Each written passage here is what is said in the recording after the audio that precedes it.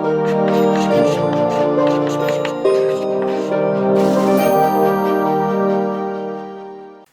Friends, हम लोग अपना 9th चैप्टर पढ़ रहे थे। इसका नाम है फाइनेंशियल स्टेटमेंट्स, वित्तीय विवरण पहला, और दूसरा जो 10वां चैप्टर उसमें फाइनेंशियल स्टेटमेंट सेकंड। दोनों चैप्टर्स में जो फाइनेंशियल स्टेटमेंट्स है, वित्तीय विवरण रहते हैं, उनकी हम लोग बात करते हैं। और उसमें हमारी बैलेंस शीट आती है जिसको हम लोग बोलते हैं तुलन पत्र, हमारा इनकम स्टेटमेंट आता है जिसको हम लोग बोलते हैं क्या, प्रॉफिट एंड लॉस अकाउंट, और साथ में ट्रेडिंग भी रहता है। तो trading and profit and loss account इसकी बात करते हैं, वो स्टेटमेंट बनाते हैं फिर उससे। तो पिछले वीडियोस में हम लोगों ने बात की थी कि कैपिटल और रेवेन्यू, यानी कि पूंजीगत और आयगत जो प्रवृत्ति होती है उसमें क्या क्या अंतर रहता है, किस किस में जो आपका रिसीट्स आ रही हैं, यानी कि जो आपको मिल रहा है, और जो भुगतान यानी कि आप जो पेमेंट्स कर रहे हो उसमें। तो एक्सपेंसेस एक्सपेंडिचर्स की बात की थी, कैपिटल एक्सपेंडिचर, रेवेन्यू एक्सपेंडिचर की बात की थी, कैपिटल रिसीट्स और रेवेन्यू रिसीट्स की बात की थी। इस वीडियो में हम लोग बात करेंगे व्यापारिक लाभ और हानि खाते की। अच्छा, इसी को बोल देते हैं क्या, trading and profit and loss account. Okay, तो चलिए स्टार्ट करते हैं। सबसे पहले तो थोड़ा थ्योरेटिकल पार्ट है, आपको बता देता हूं, फिर आपको समझाऊंगा थोड़ा डिटेल में। तो समझिए, एक लेखांकन अवधि में कोई भी अकाउंटिंग पीरियड हो सकता है। इसकी बात हम लोगों ने पहले भी थोड़ी बहुत की हुई है, तो आपको आइडिया होगा। किसी व्यापारिक प्रतिष्ठान द्वारा अर्जित लाभ अथवा हानि के आंकलन के लिए तैयार किया जाता है। नामी क्या है, प्रॉफिट एंड लॉस अकाउंट। ठीक है। अच्छा, ट्रेडिंग में क्या होता है, ट्रेड में हो रहा है कि जो ट्रेड आप कर रहे हो, अभी हम लोग अलग अलग चीजें देखेंगे, ट्रेडिंग को अलग देख करके देख लेंगे और साथ में प्रॉफिट एंड लॉस को अलग करके देख लेंगे। लेकिन उन सबको मिला करके एक ही अकाउंट बनता है पूरा, इसलिए उसको एक ही साथ नाम रखते हैं। बट उसमें दो अलग अलग सेगमेंट्स हैं, तो उनको भी हम लोग अलग अलग करके देख लेंगे। ठीक है, इसको अलग से देख लेंगे, ये अलग और व्यापारिक खाता अलग, दोनों को मिलाकर के एक बना दिया। ठीक। अच्छा, क्या दूसरी चीज, यह व्यापार के आगम मतलब रेवेन्यू, और व्यय मतलब जो खर्च कर रहे हो आप। ठीक है, तो रेवेन्यू और एक्सपेंडिचर की समीक्षा और निवल लाभ। निवल लाभ मतलब होता है क्या, नेट प्रॉफिट। नेट, निवल मतलब होता है नेट। तो ये नेट प्रॉफिट या फिर नेट लॉस जो है उसका आकलन करता है, उसकी गणना को प्रदर्शित करता है। अच्छा, फिर क्या है, इसे प्राप्त करने के लिए तलपट से, तलपट मतलब ट्रायल बैलेंस, तो हम लोग ने ट्रायल बैलेंस से ही यहां पर हम लोग एंट्रीज कर रहे होते हैं। ठीक है, ट्रायल बैलेंस से व्यय व आय के शेषों को, तो जो बैलेंसेस बचे हुए हैं, कुछ एक्सपेंसेस थे हमारे, तो एक्सपेंसेस अकाउंट में जो जो बैलेंस बचा हुआ है, ऐसे ही जो हमारे रेवेन्यू जहां जहां पर आ रही है वहां से, तो उन दोनों क्या कर देते हैं, व्यय वो आय के जो शेष हैं उन शेषों को, और कहां से शेष सीधे सीधे हमको मिल जाता है तलपट में, तो हमें अलग अलग जाकर के लेजर में खोल करके एक एक अकाउंट को देखने की आवश्यकता नहीं है, क्योंकि हमारे पास ऑलरेडी जो ट्रायल बैलेंस है तलपट है बना हुआ है, को व्यापारिक व लाभ और हानि खाते में हस्तांतरित किया जाता है। फिर क्या होता है, ये अब जैसे कोई रेवेन्यू होता है, तो हम लोगों ने ये बात बहुत पहले ही पढ़ रखी है, जब हम लोगों ने एकदम फंडामेंटली पढ़ा था कि कब क्रेडिट करेंगे कब डेबिट करेंगे, तो 5 तरह की चीजें हुआ करती थी, है ना। 5 तरह की चीजें क्या क्या होती थी, याद करिए। एक तो आपका होता था एसेट, परिसंपत्ति, तो अगर परिसंपत्ति बढ़ रही है तो आप उसको डेबिट कर देते हो। ठीक है, बढ़ी तो डेबिट, किसमें, परिसंपत्ति, एसेट। ठीक। अच्छा, ऐसे आपकी अगर लायबिलिटी बढ़ी है तो आप उसको क्रेडिट कर देते थे, किसको, लायबिलिटी को, जिसको हम लोग बोलते हैं देयता। ऐसे ही आपकी अगर पूंजी आपके बिजनेस में किसी की बढ़ी है, ओनर्स इक्विटी, तो उसको भी हम कर देते थे क्रेडिट। ठीक है, तो इसको आप लिख सकते हो कैपिटल। ठीक है, पूंजी। अब उसके बाद से दो चीजें आ जाती थी, अगर आपका एक्सपेंसेस बढ़े हैं, क्या बढ़े, एक्सपेंसेस, खर्चा बढ़ा है, तो इसको हम लोग क्या कर देते थे, डेबिट, ये आपका एक्सपेंसेस में हो जाता था। और क्या होता था, अगर आपका क्या बढ़ा है, एक्सपेंसेस का ठीक उल्टा, आपका रेवेन्यू बढ़ गया है, तो उसको हम लोग क्या कर देते, क्रेडिट कर देते थे। ठीक है, ये होगा रेवेन्यू। तो अभी हम लोग ने यहां पर आप देख लो, रेवेन्यू है, रेवेन्यू जब बढ़ रहा है ना, तो क्या हो रहा है, क्रेडिट हो रहा है। देखो, बढ़ने पर क्रेडिट हो रहा है ना, तो प्लस कब है, जब क्रेडिट साइड पर, यानी बढ़ रहा है तो आप क्रेडिट करोगे, और जब घट रहा है तो आप उसको डेबिट कर दोगे। और एक्सपेंसेस में क्या होता है, बढ़ रहा है तो डेबिट, घट रहा है तो क्रेडिट। ये तो बिल्कुल फंडामेंटल चीज है, लेकिन बहुत इंपॉर्टेंट है, इसलिए मैंने उसको एक बार फिर से रिवाइज करा दिया। फिर क्या हुआ, व्यय और हानियों को नाम पक्ष में हस्तांतरित कर दिया जाता है। ठीक। अच्छा, क्या मतलब हुआ, व्यय और हानियों को, तो जो भी आपका व्यय हुआ है या फिर लॉस हुआ है, ठीक है, कई बार लॉस हो जाता है, उसको भी हम लोग क्या मान लेते हैं, एक्सपेंस की तरह ट्रीट कर देते हैं, तो उसको कहां पर कर देते हैं, डेबिट साइड में, क्योंकि एक्सपेंस बढ़ता है तो कहां जाता है, डेबिट साइड में, यानी कि लाभ, कोई हानि हो रही है, इसका मतलब क्या हो रहा है कि कोई एक्सपेंस हुआ है। ठीक है, ये सीटी को हटाना था इसलिए रुक गया। अच्छा, फिर क्या हुआ, आगम है तो क्रेडिट साइड में कर दिया था, जो मैं आपको ऑलरेडी बता चुका हूं। फिर प्रारंभिक स्टॉक, अब यहां से थोड़ा थोड़ा समझने की कोशिश करना, हम लोगों को कभी कभी खुद से ये सारी चीजें बनानी पड़ती है, तो फर्स्ट टाइम पर आप देखते देखते देखते देखते आपको याद ही हो जाएगा, लेकिन फिर भी आपको जो प्रारूप है, जो फॉर्मेट है किसका, इस खाते का, व्यापारिक व लाभ और हानि खाते का, वो प्रारूप कैसा है वो आपको समझ में आना चाहिए। तो उसको समझने के लिए आप समझिए, सबसे पहली एंट्री क्या होती है, प्रारंभिक स्टॉक होता है, ओपनिंग स्टॉक होता है। अच्छा, इसमें क्या है, लेखांकन वर्ष के आरंभ में हस्तस्थ माल, ठीक है, हस्तस्थ माल को मतलब क्या बोलते हैं, गुड्स इन हैंड, ठीक, ये हो गया, को प्रारंभिक स्टॉक कहते हैं। तो आपने जब साल स्टार्ट किया तो पिछले साल आपका सारा सामान तो बिक नहीं गया था, अब उसमें से जो सामान आपके पास पड़ा हुआ है उसको हम लोग क्या बोल देते हैं, गुड्स इन हैंड। वो जो चीज है उससे आप क्या करते हो, उसी को आप सबसे पहले एंट्री कर रहे होते हो। यह वह स्टॉक होता है जिसे गत वर्ष यानी कि लास्ट ईयर से आगे लाया जाता है और वर्ष के दौरान इसमें कोई परिवर्तन नहीं किया जाता, साथ ही इसमें वर्ष के अंत में तलपट पर दर्शाया जाता है। तो आपने वही ट्रायल बैलेंस पे इसको दिखाया था, आप सीधे सीधे वहां से उठा लेते हो। तो पहली चीज क्या हो जाती है हमारी, जो डेबिट साइड की एंट्रीज हैं उसकी बात हम लोग कर रहे हैं, इसमें कौन कौन से आइटम्स आते हैं उनकी बात कर रहे हैं। तो पहला तो आ जाता है आपका प्रारंभिक स्टॉक, एक तरह का आपका एसेट है, समझ लो, है ना, वो आपके पास पड़ा हुआ है, तो अब आप उसको आगे सेल करोगे इसलिए उसको ऐसे काउंट कर लेते हो। फिर क्या हुआ, यह नाम पक्ष की ओर दर्शाया जाता है क्योंकि यह चालू लेखांकन वर्ष के दौरान बेचे गए माल की लागत का हिस्सा होता है ना। तो आप क्या करोगे, इस साल जब आप बेचोगे, हम लोग निकालेंगे कि कैसे आप निकालते हो, क्या निकालते हो, कॉस्ट ऑफ गुड्स सोल्ड आता है, एक टर्म बहुत ही कॉमन है, बेचे गए माल की कीमत, COGS, फिर से समझ लीजिए, कॉस्ट ऑफ गुड्स सोल्ड, जो सामान बेचा गया उसकी लागत, उसकी लागत में जो आपका प्रारंभिक स्टॉक है उसको इंक्लूड करते हैं। तो एक तरह से ये खर्चा हुआ ना, एक्सपेंस हुआ, इस वाले दृष्टिकोण की वजह से क्या करते हैं, इसको हम लोग डेबिट साइड पर रखते हैं। अच्छा, फिर क्या है, दूसरी चीज, वह माल जो पुनः विक्रय के लिए क्रय किया जाता है, इसमें देखिए फिर से आपको क्या करना है, जैसे वापसी आपको करना है, वापसी को घटा करके आपने क्रय किया हुआ है, तो क्या है, वो माल जो आपको पुनः विक्रय के लिए क्रय किया जाता है वो आप तो परचेजेस हो गया।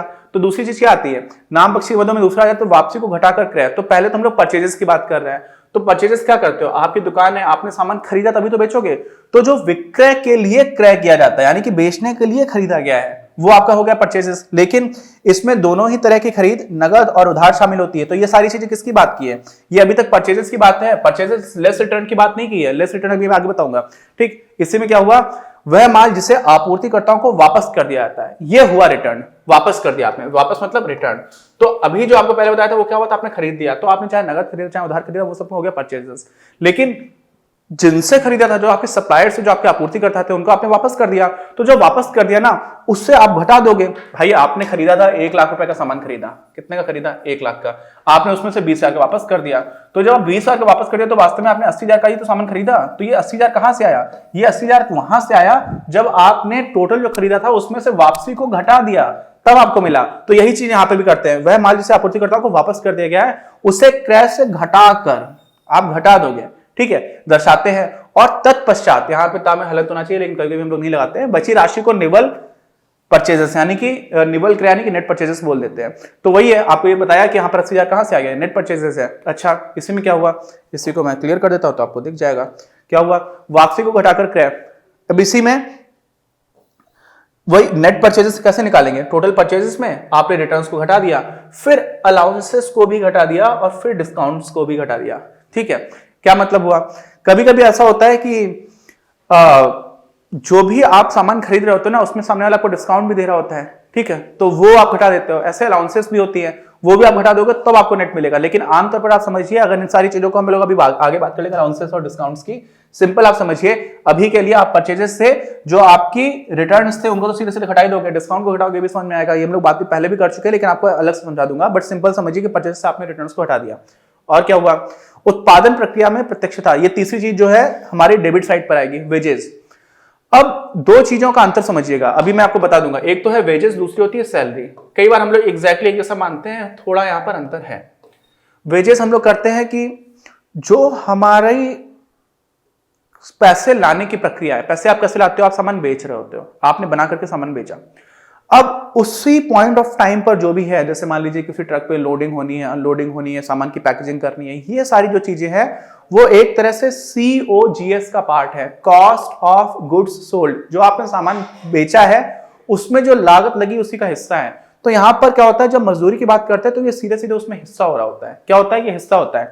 तो उत्पादन प्रक्रिया में प्रत्यक्षता ये डायरेक्टली इन्वॉल्व है, ठीक है। संलग्न मजदूरों को भुगतान की गई मजदूरी, जैसे किसी फैक्ट्री माल का उत्पादन करने के लिए माल उतारने में जो प्रयुक्त मजदूर हुए, जब सीधे सीधे जो सामान उतारा जा रहा है क्योंकि वही सामान आप बेच रहे हो। और दूसरा स्टाफ में क्या होता है, स्टाफ को सैलरी देते हो। स्टाफ में आपके पास कोई एक मार्केटिंग का मैनेजर है, अब वो मैनेजर से डायरेक्टली तो सामान बेच नहीं रहा है, वो सामान थोड़ी बेच रहा है, वो एडवर्टाइजिंग कर रहा है, वो मार्केटिंग कर रहा है, नए कस्टमर के पास जा रहा है, लेकिन वो क्या कर रहा है, खुद से तो सामान बेच नहीं रहा, सीधे तौर पर इन्वॉल्व नहीं है, तो वो भी खर्चा है, लेकिन वो एक इनडायरेक्ट खर्चा है। ठीक, तो हम लोग जब ट्रेडिंग की और प्रॉफिट एंड लॉस की बात करेंगे तो यहाँ पर ये डिवीजन काफी इंपॉर्टेंट रहेगा। तो समझ लीजिएगा यहाँ पर डायरेक्टली इन्वॉल्व हो रहा है, ठीक, वही सामान है, उसी में सीधे सीधे तौर पर लगा हुआ है। और क्या होगा इसमें, नाम पक्षी जो मद है, वेतन आ जाता है सैलरीज का। इसमें प्रशासनिक, गोदाम एवं भंडार गृह के कर्मचारी को भुगतान किया गया वेतन सम्मिलित है। मतलब क्या हुआ, जो भंडार गृह है यानी कि आपका स्टोरेज है, उसके कर्मचारी और बात जो भी आपके यहां पर काम करने वाले लोग हैं, ठीक है, तो इसमें प्रशासनिक, गोदाम एवं भंडार गृह। तो प्रशासनिक का मतलब क्या हुआ, जो एडमिनिस्ट्रेशन देख रहे हैं, आपका यहां पर सामान बेचा जा रहा है, लेकिन उसको मैनेज करने वाला या एडमिनिस्ट्रेशन देखने वाला पूरी कंपनी के जो लोग बैठे हुए हैं, वो लोग डायरेक्टली इन्वॉल्व नहीं है, तो उनको जो आप दे रहे होते हो, उनको सैलरी दे रहे होते हो। ठीक, तो ये चीजें हैं। अब इन दोनों में वेजेस में और सैलरी में डिफरेंस है, वो समझिएगा। फिर क्या आता है, नाम पक्ष के मध्य वेतन, इसी को हम लोग, यदि वेतन में कुछ सुविधाएं, कभी कभी ऐसा होता है कि आप सीधे सीधे उनको पैसे ना देकर के कुछ पर्क्स दे रहे होते हैं। एक मूवी थी the perks of being a wall flower. कभी कभी होता है ना कि किसी दीवार पर कोई पेड़ उग जाता है, पीपल का पेड़, आपने कभी कभी देखा होगा, तो उसको कोई ध्यान नहीं दे रहा होता है, लेकिन उसके भी कुछ कुछ फायदे हो सकते हैं। तो पर्क्स क्या होते हैं, कुछ फायदे जो आपको मिलते हैं। तो कभी कभी होता है कि आपको सस्ते या फ्री में आपको घर मिल गया रहने के लिए, ठीक है, किराया आपको नहीं देना पड़ रहा है।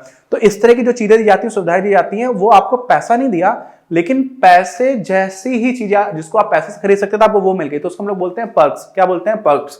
ठीक, सुविधाएं जिन्हें पर्क के नाम से जाना जाता है का भुगतान कर्मचारी को किया जाता है। जैसे बिना किराए का निवास है, या आपको भोजन मिल रहा है कि आप ऑफिस में रहोगे तो आपको फ्री में खाना मिलेगा, या फिर आपको कोई भी चिकित्सा सुविधा मिल गई आदि को वेतन के रूप में लिया जाता है, और जिसे लाभ और हानि खाते में नाम पक्ष में ही माना जाता है, क्योंकि कंपनी या व्यवसाय के पॉइंट ऑफ व्यू से तो खर्चा हो रहा है, तो इसलिए उसको भी हम लोग डेबिट कर देते हैं। अच्छा, तो ये हो गया।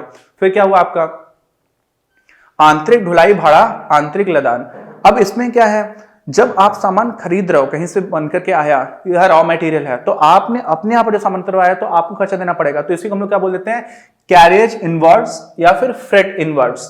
ठीक है, फ्रेट है या फिर कैरेज है, तो उसको आप अगर अपने यहाँ पर उतरवा रहे हो तो क्या हुआ, एक तरह का प्रत्यक्ष खर्चा रहता है। यह वह परिवहन जिससे आपने सामान ढुलवा करके मंगाया था, व्ययों से संबंधित होता है। क्रय की गई सामग्री को व्यवसाय के स्थान तक ले जाने में किया जाता है। तो आपने अपने यहाँ पर ही खर्चा किया, तो ये भी खर्चा हो रहा है, इसको भी हम लोग क्या करेंगे, डेबिट कर देंगे। नाम पक्ष मतलब क्या होता है, डेबिट साइड। अच्छा, और क्या हुआ, फ्यूल, वाटर, पावर, गैस। आपके यहां पर इन सबको हम लोग बोलते हैं, आप भी ध्यान रखिएगा, ये ईंधन ठीक नहीं लिखा हुआ है, इसके लिए क्षमा, ईंधन पूरा ना होगा। ये होती है यूटिलिटीज। ठीक है, यूटिलिटीज।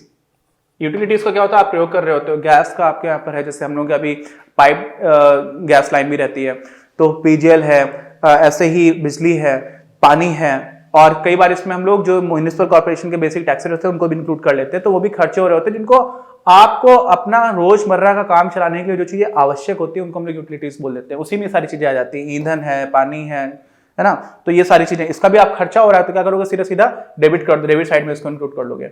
अच्छा, अब क्या हुआ, नाम पक्ष में अगली जो आती है वो पैकिंग सामग्री तथा पैकेजिंग प्रभार। इसमें अंतर समझिएगा, पैकिंग सामग्री है और पैकेजिंग प्रभार, दोनों चीजों में थोड़ा सा अंतर है।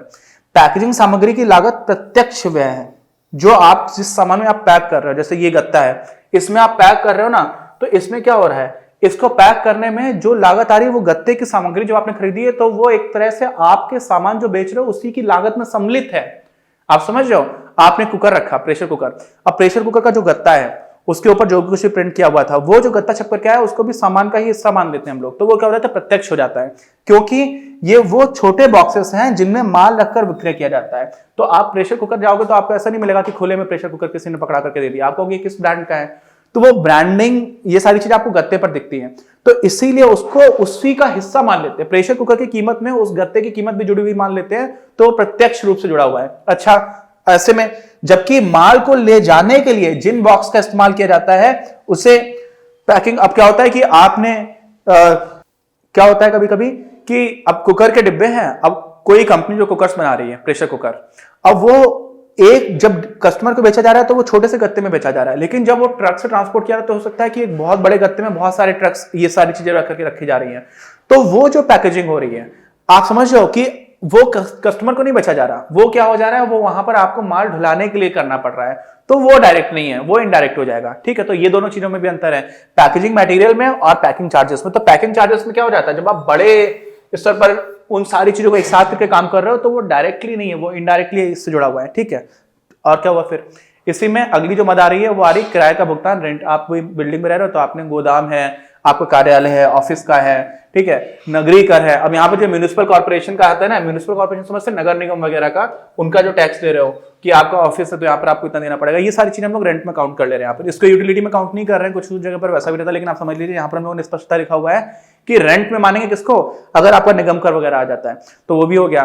और उसको अलग से देखने की जरूरत नहीं है, आप उसको वैसे भी कॉर्पोरेशन टैक्स लिख दोगे। क्या लिख दोगे, म्युनिसिपल कॉर्पोरेशन टैक्स, नगर निगम कर। और अगर लिख रहे हो, लिखना किस साइड है, डेबिट करना है, ये चीज इंपॉर्टेंट है, तो वो तो आप दोनों को ही कर रहे हो, इसको भी, वहां पर भी जो यूटिलिटीज का खर्चा हो रहा था, तो यहाँ पर भी कोई कंफ्यूजन नहीं होगा। ठीक है, तो इनको शामिल किया जाता है। और क्या हो गया, अब आपका जाता है नाम पक्ष की अगली जो मद आती है वो आती है ब्याज की, इंटरेस्ट पेड। आपको जो मिला है वो नहीं, वो तो आपका रेवेन्यू है, समझ रहे हो, यहाँ पर जो आप पे कर रहे हो। तो क्या हुआ, आपने जो भी किसी से कुछ लिया, बैंक अधिविकर्ष, बैंक ओवरड्राफ्ट, आपके पास पैसे नहीं थे, आपने ज्यादा पैसे चुका दिए थे और चेक आपकी ऑनर कर दी बैंक ने, क्योंकि बैंक को पता है कि आपको गलती से या आपको अभी जरूरत थी, तो बैंक ने कुछ लेवल तक आपको ओवरड्राफ्ट की सुविधा देती है। ओवरड्राफ्ट याद है ना, जितने पैसे नहीं उससे ज्यादा कि आप चेक लिख सकते हो, और आपकी बैंक ऑनर भी कर देती है, वो चेक हो जाने देती है। तो वैसी स्थिति में उस पर जो आपको पैसा देना पड़ा, उसको हम लोग क्या बोल देते हैं, उस ब्याज को, वो वाला ब्याज हो सकता है। ऐसे क्या होता है, विनिमय विपत्र, उनका नवीनीकरण। ठीक है, तो बिल ऑफ एक्सचेंज जो रहते हैं उनका आप जब नवीनीकरण कर रहे होते हो, तब आप जो भुगतान कर रहे होते हो इंटरेस्ट को, उसको हम लोग, वो भी एक तरह का खर्चा ही आपके लिए। तो इस वजह से क्या हो जाएगा, एक्सपेंस है तो डेबिट होगा, सीधी सी बात है। फिर क्या है, नाम पक्ष में अगली जो मद आ रही है वो कमीशन का भुगतान है। कई बार अपना सामान जो है वो एजेंट्स के थ्रू बेच रहे होते हो, अब वो एजेंट को आप कमीशन देते हो, तो वो भी एक तरह का खर्चा हो गया। तो ये ना वेज है ना सैलरी है, ये कमीशन है। तो अलग अलग तरह से आप पैसे दे रहे हो। तो कमीशन जो है ना, पेड और पेएबल, आपको जो देना है आपने नहीं दिया, वो भी एक तरह का खर्चा हो गया। क्यों, क्योंकि हम लोग उसी टाइम पीरियड में काउंट कर रहे होते हैं। तो ये भी ध्यान रखिएगा, आपने सैलरी के केस में भी वैसा ही सीन है, आपको जिस समय में देनी थी आपने नहीं दी, तो सैलरी जो पेएबल है उसको भी आप में काउंट कर लोगे। क्यों, क्योंकि प्रॉफिट एंड लॉस में हम लोग उन सारी चीजों को मिलाकर के देखते हैं। तो ये भी हो गया। एजेंट के माध्यम से किए गए व्यापारिक लेन देन पर प्रदत्त या देय, प्रदत्त यानी आप दे चुके हो, दे मतलब जो आपको देना है। कमीशन व्यय का एक मद है, इसी वजह से उसको भी डेबिट कर देते हैं। अच्छा, फिर है मरम्मत, रिपेयर्स। कोई भी मशीनरी है वो काम करती रहे, कोई भी इस तरह का उपकरण है वो काम करता रहे, तो उसमें आपको कई बार रिपेयर कराना पड़ता है। रिपेयर का जो खर्चा होता है ना, वो आपके क्या होता है, एक एक्सपेंस रहता है। अगर आपने वो मशीन खरीदी हुई है तो वहां को तो हम ह्रास लगाते हैं, उस पर डेप्रिसिएशन लगाते हैं, और वो डेप्रिसिएशन एक्सपेंस जो है वो एक्सपेंस का हिस्सा होता है। जैसे मान लीजिए आपने कोई मशीन 50,000 की खरीदी, अब वो 50,000 की मशीन 5 साल अगर चलेगी, तो आप क्या मानते हो, आप ये मान लेते हो कि हर साल 10-10 हजार रुपए का आपने खर्चा किया उसके ऊपर ह्रास लगा करके। तो ये चीज अलग है। यहाँ पर क्या आप उसको रिपेयर करा रहे हो, तो वो भी एक तरह का एक्सपेंस है, इसको भी हम लोग क्या कर देते हैं, डेबिट साइड पर ही काउंट कर लेते हैं। मरम्मत और लघु नवीनीकरण या प्रतिस्थापन। ठीक है, प्रतिस्थापन में छोटा सा प्रतिस्थापन किया आपने, जो कि संयंत्र, मशीनरी, फर्नीचर, फिक्सचर, फिटिंग आदि को कार्यकारी अवस्था में रखने के लिए आवश्यक है। कार्यकारी मतलब वो काम में आ रहा है कि नहीं आ रहा है, तो ये भी आपका एक्सपेंस होगा। इस रिपेयर को हम लोग क्या मानते हैं, रिपेयर में एक एक्सपेंस है, इसको भी प्रॉफिट एंड लॉस में ही काउंट करते हैं। ठीक, अच्छा, अगला क्या है, वापसी। अब हम लोग बात कर लेंगे जमा पक्ष की। अभी आपको मैंने इसमें डेप्रिसिएशन बताया था, इसमें डेप्रिसिएशन को भी ध्यान रखिएगा, डेप्रिसिएशन को भी लोग एक्सपेंस मान करके यहाँ पर इंक्लूड कर लेते हैं। और वो जो डेप्रिसिएशन वाला हिस्सा कम होने के बाद से जो एक्चुअल वैल्यू बचती है वो बैलेंस शीट में आपको दिखेगी। जैसे 50,000 से अगर आपको 10,000 रुपए डेप्रिसिएशन कम हो गया, तो वो 40,000 जो है वो दिखेगा फिर आपको अगले साल बैलेंस शीट में। अब हम लोग अभी आगे बात करेंगे जमा पक्ष यानी कि क्रेडिट में क्या क्या चीजें होती है उनकी, एक एक करके। तो नाम साइड में यानी कि डेबिट साइड में कौन कौन सी चीजें होती है उसकी बात कर ली। पूरा प्रारूप देखेगा तो आपको और अच्छे समझ में आएगा। मिलते हैं। इस वीडियो के प्रायोजक हैं आप, और अगर आप ऐसे ही और वीडियोस बनाने में हमारी मदद करना चाहते हैं तो पैट्रियन पर जाकर या फिर स्क्रीन पर दिए गए QR कोड को स्कैन कर अपना योगदान जरूर दें।